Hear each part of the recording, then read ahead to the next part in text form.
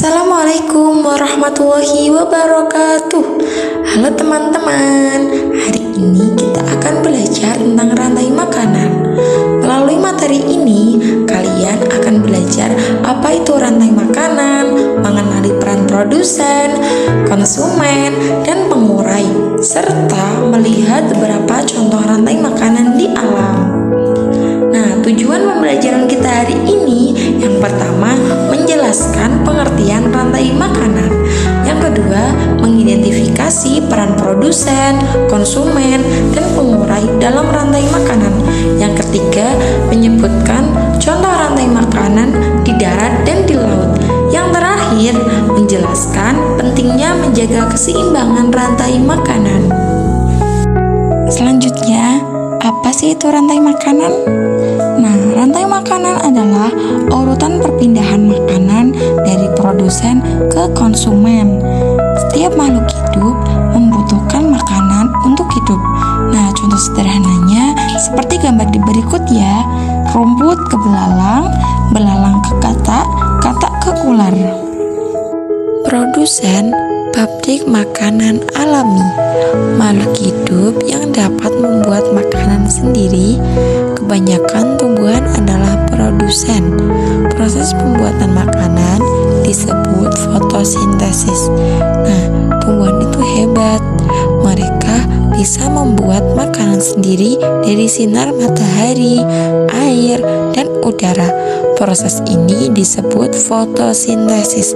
Tumbuhan adalah awal dari setiap rantai makanan. Selanjutnya, konsumen si pemakan. Makhluk hidup yang tidak bisa membuat makanan sendiri terbagi menjadi 3. Konsumen tingkat 1 herbivora, pemakan tumbuhan. Konsumen tingkat 2 karnivora, pemakan daging. Konsumen tingkat ketiga omnivora, pemakan segala. Konsumen adalah makhluk hidup yang tidak bisa membuat makanan sendiri. Mereka harus mencari makanan dari makhluk hidup lain. Ada yang makanan tumbuhan, ada yang suka makan daging, bahkan ada yang makan keduanya. Pengurai, tukang bersih alam, makhluk hidup yang menguraikan sisa-sisa makhluk hidup yang mati. Contohnya bakteri dan jamur. Setelah makhluk hidup mati, mereka tidak hilang begitu saja. Ada makhluk hidup kecil yang bertugas menguraikan sisa-sisa mereka menjadi zat-zat yang bermanfaat bagi tanah. Mereka adalah pengurai. Jaring-jaring makanan, rantai yang terhubung. Kumpulan banyak rantai makanan yang saling berhubungan membuat ekosistem lebih stabil. Di alam, rantai makanan tidak selalu sederhana. Banyak sel di makhluk hidup yang memiliki lebih dari satu pilihan makanan. Kumpulan dari banyak rantai makanan inilah yang kita sebut jaring-jaring makanan.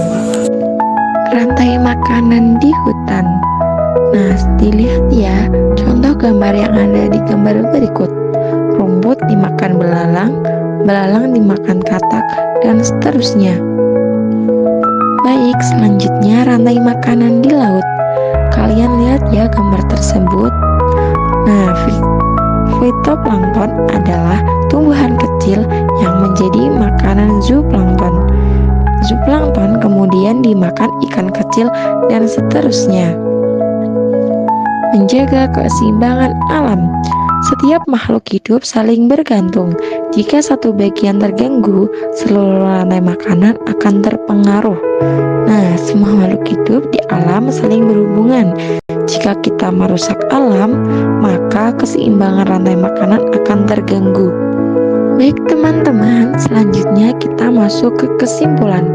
Kesimpulannya, rantai makanan adalah proses perpindahan makanan dari produsen ke konsumen. Setiap makhluk hidup memiliki peran penting dalam rantai makanan. Kita harus menjaga keseimbangan alam.